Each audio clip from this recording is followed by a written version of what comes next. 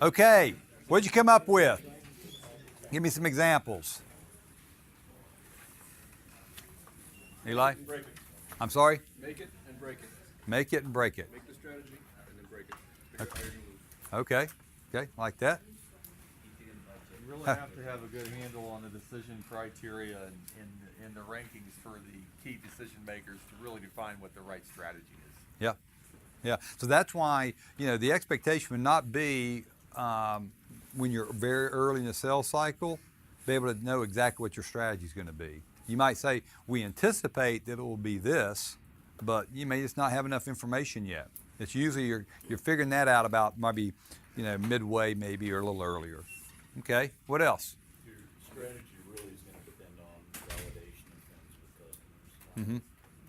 Yep. Drives the need to find out more about the customer and the competition. Understand your competitor's strategy. Understand your competitors. Yep. But make use of information that is coming from the market, from the customer, from the competitors to define your strategy. Okay. A win strategy. Right. So it's that one we showed that slide. I said, it's research, observe, probe. Okay. So observe what you see in the market, in the account, research about it, and then probe. Anything else? Strategy could be disengage. That's right. And how hard it is to make that decision. Well, that's a tough one to do, isn't it? Yeah. I'm not saying it's easy at all. Especially when you're trying to grow a business, right? Yeah. Yeah. But Dollars. you've probably heard this. Some customers you have to fire. I don't know if we can do that, but there are some opportunities that just better to walk by, and that's exactly what Oleg was saying yesterday. These people, they just want free stuff. Let's give those to the competition, and maybe they give enough free stuff, and maybe they're the ones that are hurting financially. But now I know that's a fine line there of what you got to be very strategic about that. But and I'm not saying it's something you do on your own. It's probably a conversation you need to be having with your manager, with your team. We should have some criteria set for the sales guys to kind of operate. When you need to bring that type of deal back in for executive review. Decision. Right. Well, and I think that's part of the intent of an opportunity plan and review is to look at that, to say, hey, is this a deal we do want to be pursuing? And that's why I think it's important that we're looking at it the same way. We have a consistent way we're looking at deals, and then also that we be honest about it. Because it's hard for me if I'm a manager, I can't, if you're sitting there and just, blowing smoke up my dress, then, it's hard for me to be very objective about whether or not this is a deal we need to be pursuing or not. So, okay, anything else? All right, well, we got to pull one out here. I didn't get one after. Who was the last person? Will, did you pull one out there? One about barefoot skiing. Who was barefoot skiing? That's you, okay. So where do you barefoot ski? Just give me a lake and about Lake Lanier. Oh, so it is like water skiing. You don't barefoot snow skiing? Not on purpose. Not on purpose, that's right. Boy, that's you better get out in the morning on Lake Lanier if you're doing barefoot, because, man, you're going to have some rough water late today. It's sunrise or sunset time of day when everybody's cleared. Yeah. Yeah. You have to go very fast. You have to go at least 40, 45 miles an hour to have 3 valid passports. 3 valid passports. It looks like they're running from the law. That's right. Yeah. Who is it? I've got 2, yeah. Right there, okay. Well, actually, it's what you think, because only one is UK and 2 are US.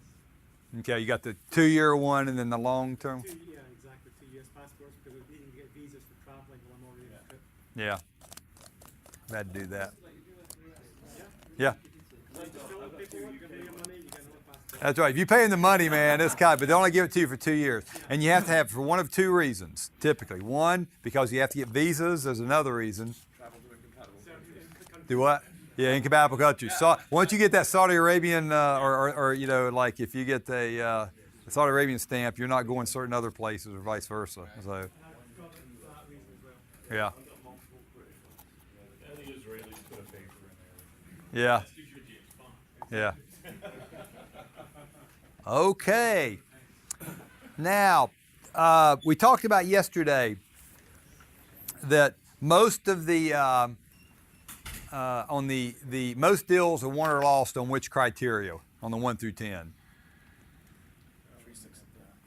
So, well, 7, those are most important, but 7, 8, and 9, okay, around the alignment piece. If you think back about the strategies, how many of those strategies did we say you had to have someone with influence inside the account to help you implement that strategy? How many of them? Divide and divert. Actually, at least 3. Right. You could argue that on a direct one, that no, you don't, that because you're going to overwhelm the competition. But if you look at how many deals you've ever won without someone on the inside to help you win, how many we said? We said 0. Then we're not going to do that means that's why this alignment piece is so important, okay? So here's what we're trying to do here.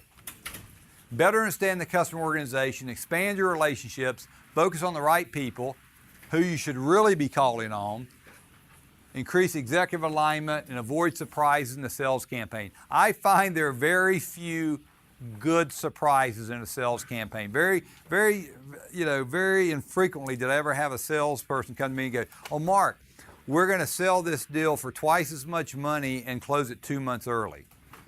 I don't ever get those very often, okay? It kind of reminds me of there's a story a few months ago about a guy in California who was looking for a job, and he was checking the classifieds, and he saw the local zoo was hiring.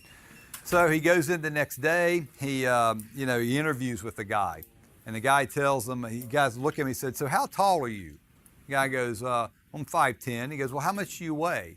He goes, "Well, about 180. I said, "Why?" He said, "Well, I think you'll fit." He said, "We've got a problem here." He said, "One of our most popular, exhibits here at the zoo is the gorilla, and unfortunately, the gorilla died 2 days ago. And he said, it's going to take us 2 or 3 weeks before we get another gorilla in. So what we'd like for you to do is just wear this gorilla outfit and hang out, in the gorilla cage or habitat until we get our new gorilla in." Guy tries the suit on. Yeah, it didn't smell too bad, wasn't too hot. Pay was good, so he says, "Okay, whatever." Shows up the next day, he's out there, he's in the gorilla cage, he's sitting on a rock, kind of bored, and some kids stop by, they look at him. So he gets up, starts walking around a little bit, peels a banana the correct way.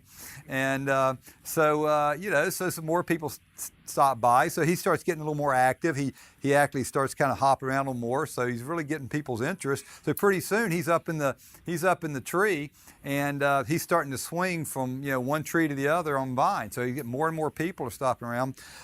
He's starting to really get into this. He's beating in his chest, he's just had a great time. So by midday, he's got like 200 people that are around the gorilla cage watching him, and he's just having a big time. He's jumping from the cage over to the tree and then swinging and all this. So he, and of course the crowd's just egging him on. They're clapping, they're cheering every time he does something. So at one point, he gets so excited, he's swinging on one of the vines, and he swings so high that he actually loses the grip on the vine, and he topples over the top of the cage and falls into the cage next door, which unfortunately happened to be the lion cage.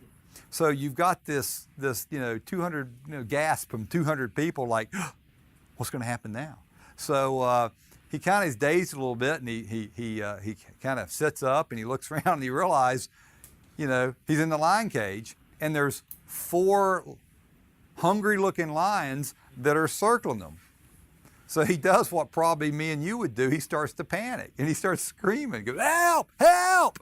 All of a sudden, one of the lions pounces on top of him. He says, "Shut up, stupid. You're going to get us all fired."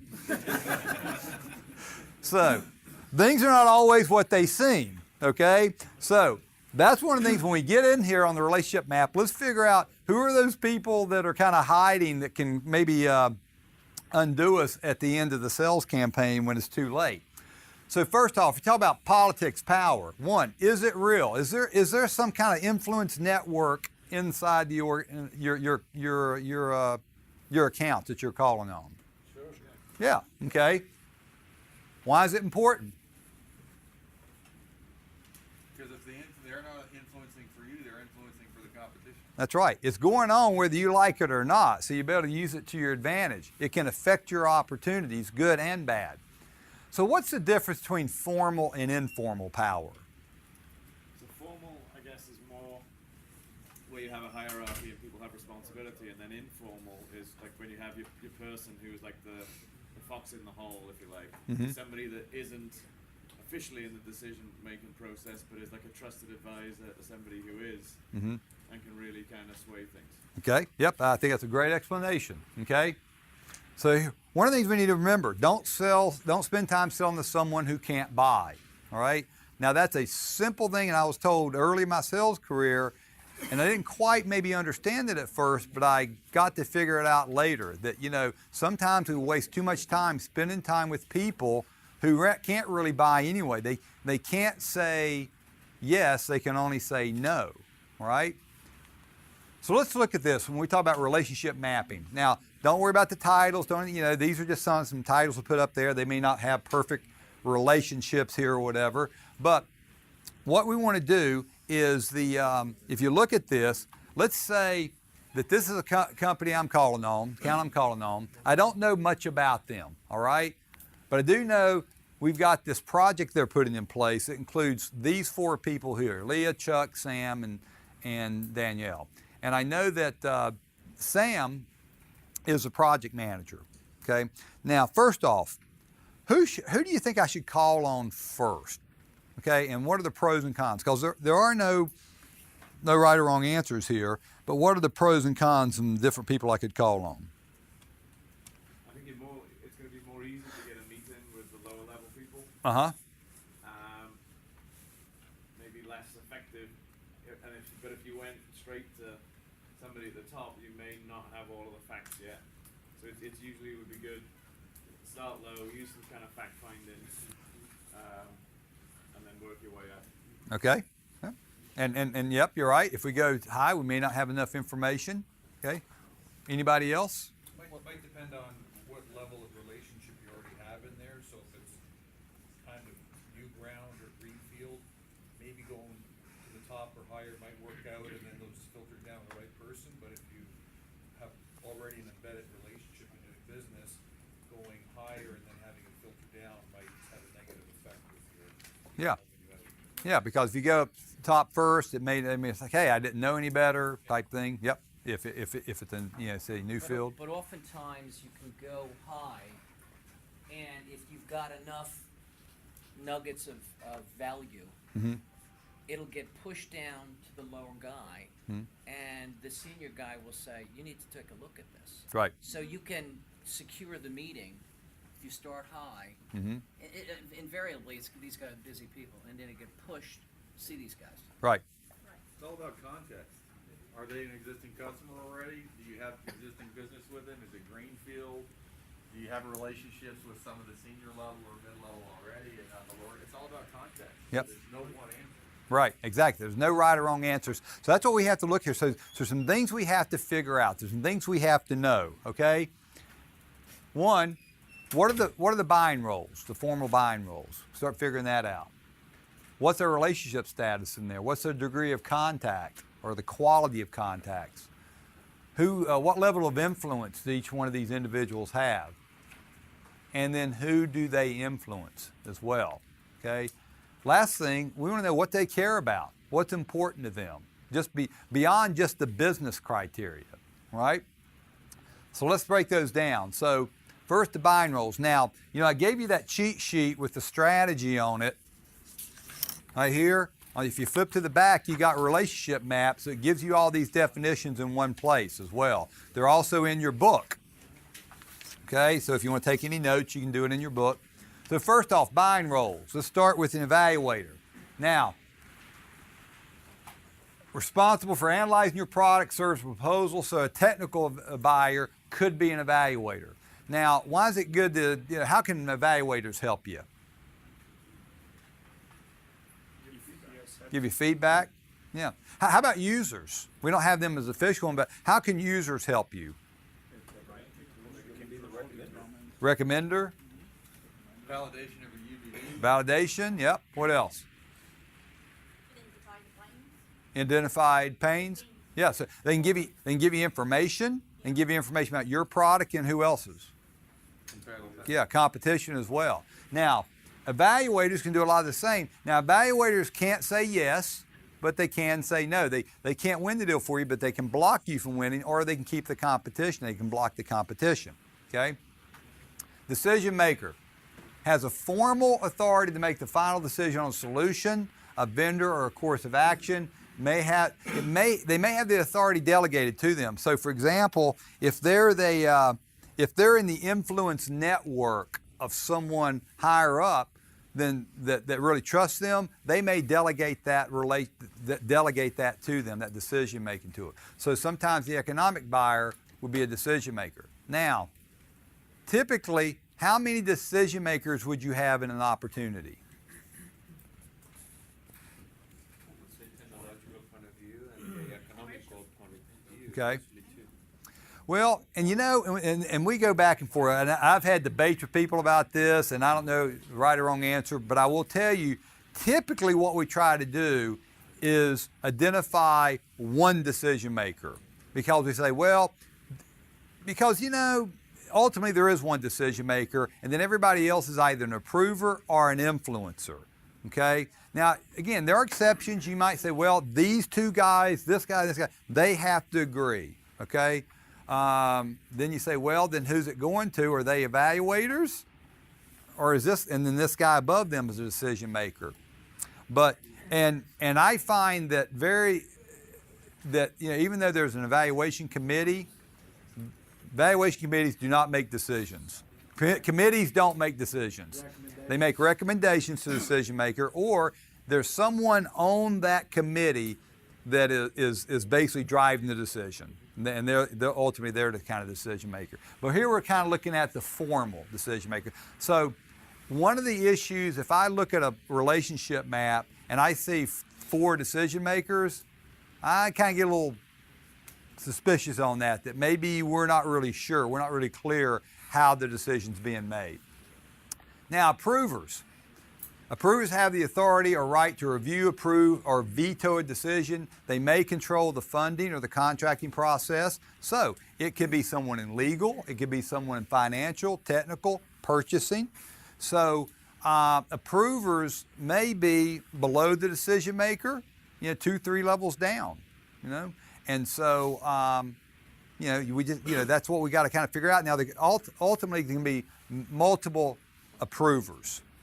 And what I find is a lot of times we figure out who's making the decision here. And we do a good job of that, but we miss something here. And this is typically what will slow down or cause slippage on a deal that will impact forecasting. Because all of a sudden, we got the decision, and all of a sudden 2 or 3 more names come up that we've got to run this thing through, and then they got to squeeze a little more blood out of you. Okay? Decision maker and the approver.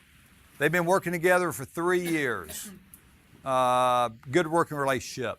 Decision maker sends it up to the approver. What do you think that approval process looks like then? Yeah. It's like, what if the approver's new? Okay? You got a new boss. How does that affect how you're selling to the decision maker?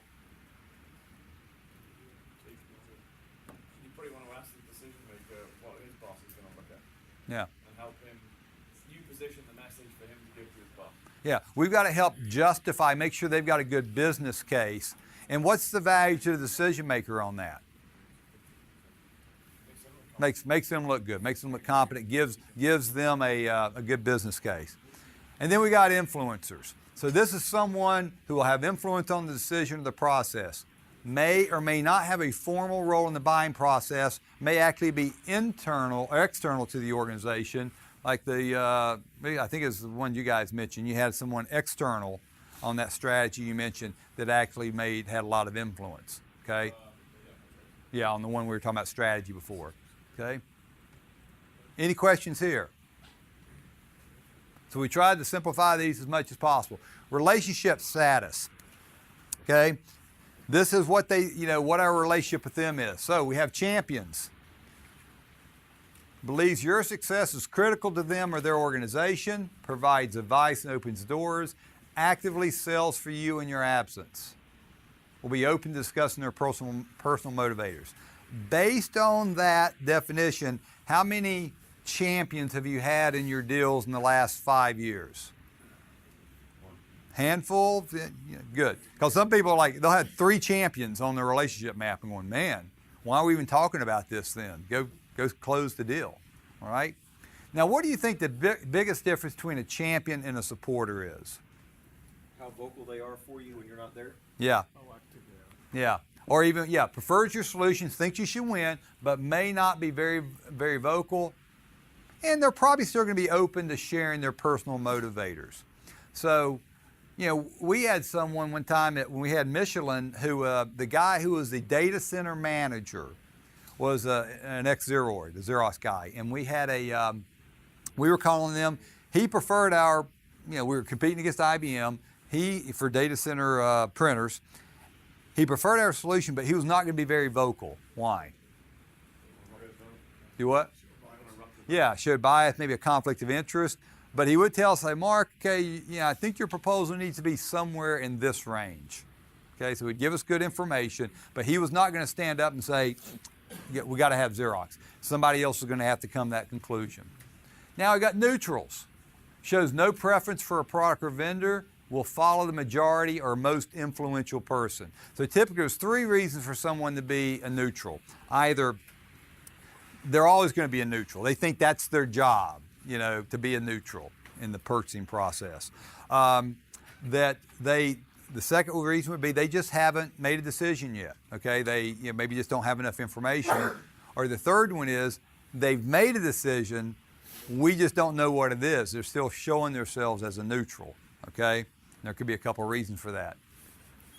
Hey, you got food? You can always come in with you have food. So. Everybody's for a break, right? So let's make a path there for them. Make a hole.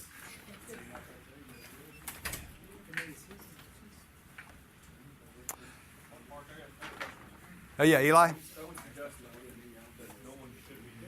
Hey, a little more. What you just said to me suggests that there isn't really ever. Okay, wait a minute, guys. Wait a minute. So Eli's saying that what I said suggested that maybe no one would ever be a neutral.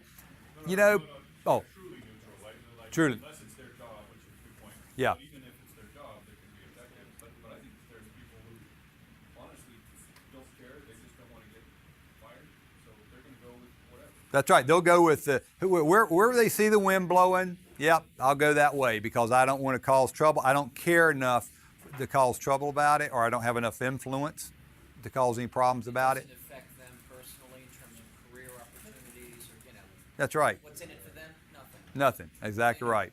And again, and you do have some people, like I've met the purchasing people that will kind of like, no, I've got to have this neutral stance. But even then, I think they're probably leaning one way or the other. And then some people, they may just not have enough information yet. They are truly a neutral early in the sales campaign.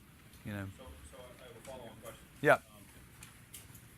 In your experience, is there a good reason for one of our customers to put a true neutral, someone who really doesn't care, in a position of influence where they're scheduling something, they're a gatekeeper to some part of the project, and they can't really be convinced one way or the other, so I can never go back and ask them. Right. They're going to pick one or the other, they're always going to not care. Right. That makes sense, because that's become a challenge for us sometimes when we run into this person, for instance, to get a trial started or to get some data back, like a screen capture or something like that. If Yeah. the person really It's doesn't- kind of like it's a project manager type that. Yeah, that's right, and he's always a delay, right? Yeah. It's always a hindrance, so I'm trying to figure out, is there a reason, or does the accountant just not know any better, or maybe he's gotten something on someone and that's why you can't get. Well, what do y'all think? I mean, I think there's probably several different reasons. Maybe they. Yeah. I understand that, but what I don't understand is why they would put him in that position. Sometimes it's like, well, who we got? Scott, you're not doing anything, or you know the most about this. Sometimes it's who's in the line of sight type thing. If it's a high profile project, they will put somebody that says, well, You're the person that's got to be in charge of this. We don't really care what your preference is, what your bias is, but you're the guy that's got to drive this forward. So, next are non-supporters. They prefer another vendor solution or no change at all. They might just be resistant to change. They say, I just want to change anything. And it's nothing personal here. Maybe the competition just got to them first, but they may sometimes show themselves as a neutral. Okay, why would they do that? Why would they show themselves as a neutral? Not interested in you trying to spend time with them to win them over. Yeah, I don't want you to go over my head. I'm not into, I don't like confrontation or conflict. So I'm just going to show myself. I'm just not going to show my hand one way or the other. Okay. Next is an adversary. They will make a special effort. With them, it is personal with adversaries. They'll make a special effort to cause you or your company to fail, may be a champion for your competition, right? Why would someone be an adversary? Again, they might be a Bad experience in the past. yeah, bad experience in the past. They got burned. Or they like the competition. Like competition. Maybe they're the one that made the decision on the current platform, and so that makes it it does not show well for them. The guys, we got too many conversations going on there. We got some distraction there, but so what else? What else could somebody be an adversary for? Internal politics, they have personal vested interests. Yeah. Problems with a champion. Right. They say, I'm going against him anyway. Right. Internal politics. Yep. Internal politics. So the difference is like a champion. Here's a champion. Champion's calling you up and saying, Mark, I noticed that Enritu was in here last week. They're trying to get in to see the VP. Why don't you come in next week? I'll set up an appointment with him. You come here first. We'll go through your presentation, and then we'll go in there together. And guess what? Or just remember, these are his hot buttons. Boom, boom, boom. That's a champion. Supporters probably calling you and say, hey, Mark, just want to let you know, Enritu's in there trying to get in and see the VP.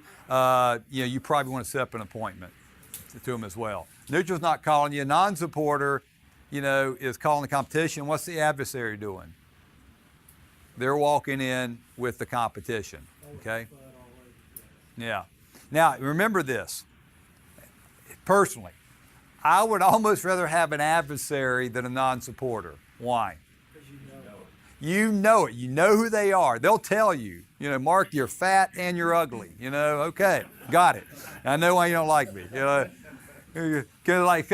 you New York guys. That's why I had a New Yorker tell me one time, he goes, I hate selling in the South. I said, why?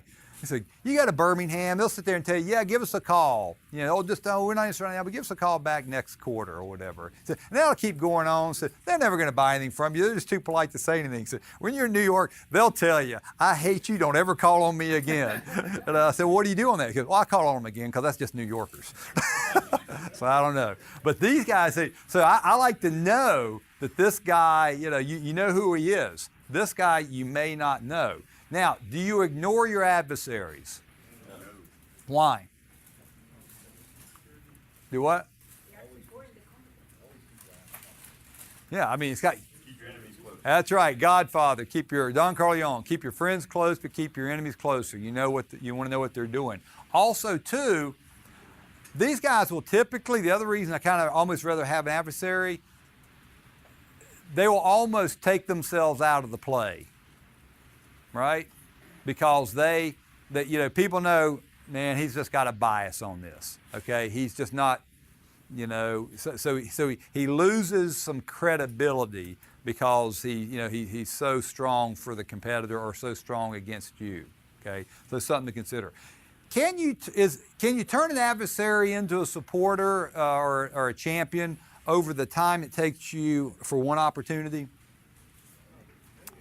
It's tough, can be done. I have found it to be more effective that if we can just neutralize this guy, and then you might be able to turn him into a champion later. In fact, I can tell you, I had a woman who I thought hated my guts you know, and I would have put her as an adversary. Till I found out that she goes, oh no, I talked to a couple other vendors. They said, oh no, Mary treats everybody like that. She hates all vendors. But the great part about it, once we actually got the business, she became a great champion because guess what? All of the vendors were scared to call on her, you know? So once you were on her side, she was great. So how have you validated your status? How do you find out what they are, if they're a supporter, a champion, neutral? How do you find that out? See if they perform on your advanced action. Ah, Eli. Man, you are on a roll today, aren't you? So that's right. Advanced action. So are they doing stuff for you? Okay, are they helping you? What else? How else can you find out? Are they talking to you? Are they talking to you? When somebody goes silent on you, that's not a good sign. Okay. Actually, silence is better than wrong information. Oh. So it'd be like validate, you know, you're gonna get some kind of feel for the quality of the information that they're gonna give you. Yeah, yeah. Because sometimes, yeah, you're right. A silence is maybe they just got, you know, a bunch of stuff on them for 3 weeks and they just, man, can't even, you know, trying to get out from under. Or it could be a bad sign that, yeah, I'm doing something with competition. How about who else can you, who else in your team can help you on this? Well, okay, so other people in the account. Couldn't tell you who is and who isn't. That's right. So basically, you're getting, talk to other people in the account. Think about your team, the viavi team. How can you use them to help figure this out? You've probably got other people that have executive relationships. Yeah. Look at it from a top down and say, you know, what can we do to have that guy's boss maybe come in and talk to him, Right. steer him in the right direction. Well, and also think about, you've got your SCs. They're talking to different people in the account, right? Yeah. So guess what? A lot of times you guys can get information that the AM can't get because you're talking to different people, and you might have a different view on the world. Say, I was in, this guy made this comment in this meeting here. I'm not sure he's as big a supporter as we think he is. Talk to a partner as well. They may have, some good insight into what's going on, who's supporting this and who's not, right? So Mark, you mentioned, adversary, maybe a champion for the competitor, Could be, yep. right? Okay, potentially. So let's say they are. Mm-hmm. But you also said that they could get knocked out of, I'll say, the decision in a Right. sense, because everyone knows it for the competitor, and that's just the way it's going to be, Right. right? Couldn't that be the same one as you highlighted as your champion? Yeah, it could be that if they show such a bias, it's like you don't have a you've kind of got a conflict of interest here, or you're kind of hurt your credibility based on that. But again, I think that I think talking to your other, it's why you're trying to get wide in the account. Talking to as many people as you can to figure out what's the best way to handle this. Okay, and I'll give you a great example. Anybody familiar with Fluor Corporation, Fluor Construction? It used to be Fluor Daniel, and I used to handle the Daniel construction part out of Greenville, South Carolina. And I remember we went in there one time and we were doing a proposal for their facility. We had basically all Xerox in there, and we were going to do a presentation for a guy named J.L. Mitchell, and I knew J.L. well. He was kind of the executive alignment, but my sponsor was a guy named Tom McDermott. And so I'm talking to Tom beforehand. I said, we got this one guy who's over the engineering for all of Fluor, and he was not a Xerox fan and went back from a past incident, from like 5 years before. Talked to the guy, didn't matter. So I'm telling Tom, I said, this guy, I can't remember his name now, but I said, this guy, Bill, whatever. He said, Bill's not exactly a fan. He goes, I said, what do you want me to do about that? And we're talking to JL. And he goes, let me handle that. Okay, so we go in, we're going through the proposal, things are going well, and all of a sudden JL looks up and he goes, Mark, I got a call from Bill Engineering, yesterday, said he's not exactly supporting this, for his area. And I'm sitting there looking at him like this, deer in the headlights. And finally I looked over at Tom, and Tom says, well, JL said, sometimes Bill can just be an ass. And so it doesn't really matter what we do. He's not going to be happy. And JL kind of looked at him and goes, yeah, you're right. And he goes right back down and move right through the proposal. It never came up again. Now, could I have answered that objection quite the way that Tom did? It was like, no. So I make the point of saying, let's make sure we're utilizing all our relationships, and let's not get one guy. And I bring back the story yesterday at the Russian sales rep that all her one, she said, oh, I've got the CIO, that's all I need. And she didn't have any other relationships in there. This guy gets pushed out of a 5th floor window, and now she's got no plan B. Okay, so let's make sure we're getting our relationships wide. Now, how do you determine what your relationship is? We've talked about that. Which one should be your highest priority to build a relationship with? In other words, if you're kind of say I'm here, which one would I really try to elevate my relationship with? In other words, an adversary, a non-supporter, supporter, or what? Yeah. Well, I think it's a champion. You've already got that one. So we're not really having to improve that. We want to leverage it, but I'm not really having to improve it. Supporters, I hear neutral. Do I hear non-supporter? Non-supporter going once, non-supporter going twice. I got a non-supporter, I had an adversary. Again, maybe I'm trying to neutralize my adversaries, and I'm probably spending more time on those supporter neutrals, non-supporter type, And again, maybe by leveraging my champion or supporter to say, hey, do you think, is it going to be possible to kind of on this non-supporter to get, what would it take to get them to support us? I would say to prioritize these, you must understand what is the power each one has. Yes. Thank you. Yeah. Understand what's the power, and also what's the reason they're not supporting you? Where does it come back? Is it they feel like that we've got inconsistent agendas? Okay. They feel threatened by something, you're going to be coming in because, again, they made the decision on the current platform or whatever it may be. So we've already talked about that. How do you ask for help from your supporters and champions?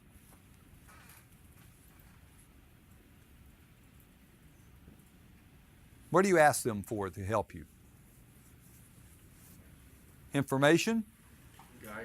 Guidance? Guidance on what? How to deal with other relationships that you might have. Yep. What your next steps need to be. Mm-hmm. Where you stand in relationship to the competitors.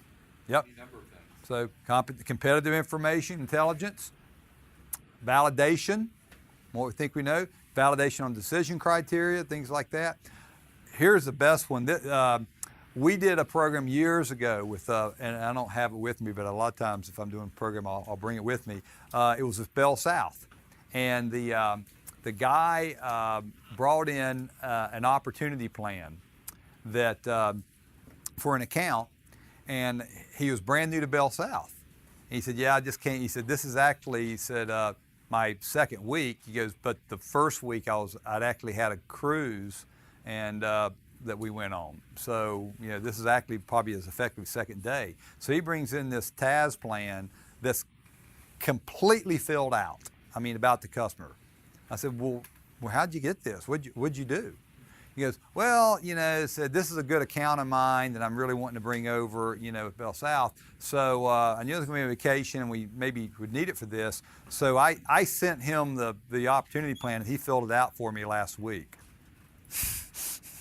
Now, I'd say that's a trusted advisor relationship, Now, so if you think about it, if you're thinking about this opportunity plan, is there anything in that plan, for the most part, that would be that you couldn't share with a champion or a supporter?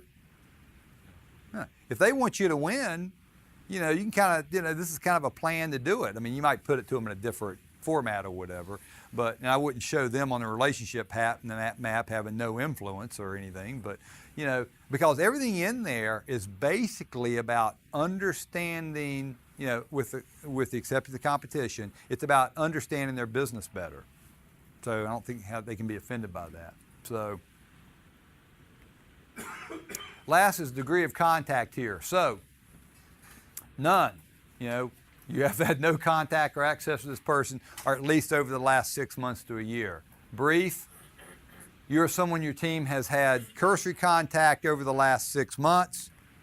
Multiple, you've had multiple calls or meetings with this contact in the last 6 months, and detailed conversations and extensive. You've met with them on several occasions and have had really in-depth conversations about their business. So I don't want to get too hung up on this, on saying, you know, how many times you've met with them, because you may have met with somebody a long time but still not have a very in-depth, you know, quality or level of contact with them. Lunch doesn't count.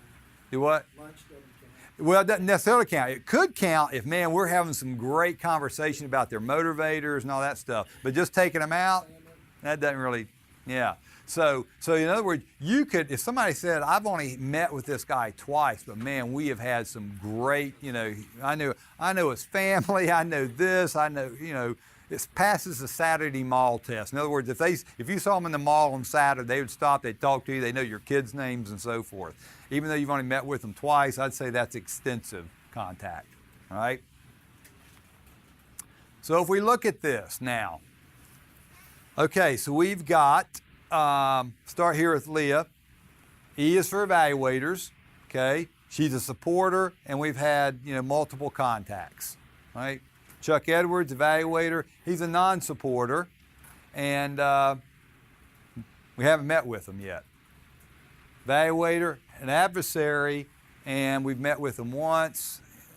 Let's see, we've got a, here we've got a supporter here. We've got we got an influencer here. We got the decision maker, Susan Nye. She's a non-supporter. Why do you think she's probably a non-supporter?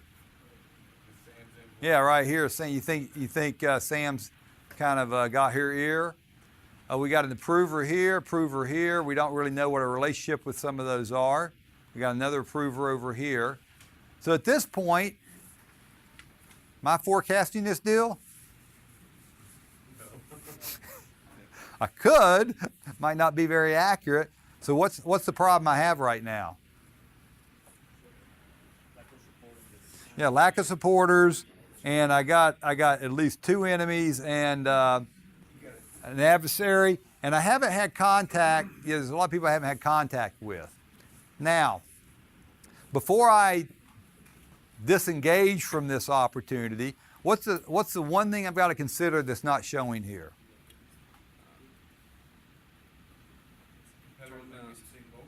Well, competition. What else? I like the answer. What is compelling? When is it? But yeah, but when is it? No, it's not wrong. It's a great answer, but you are wrong again. Thanks for playing, Will. No, but the point is, when is it? In other words, if this thing's coming up are we late to the sales cycle? Or is this early enough on that I feel like, hey, I can turn some of this around? So, again, compelling event, what's the timing? What else? What's the big one? Yeah? Is it worth us investing that time? Who's selling for you?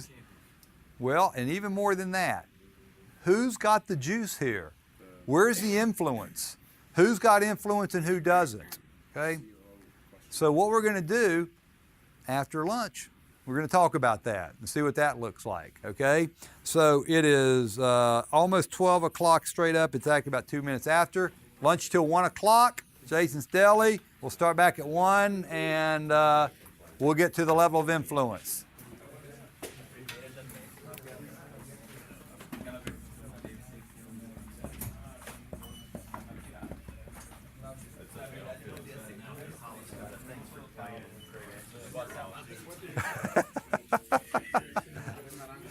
Like I said, Will, it's always a good answer, and it'll be right 50% of the time.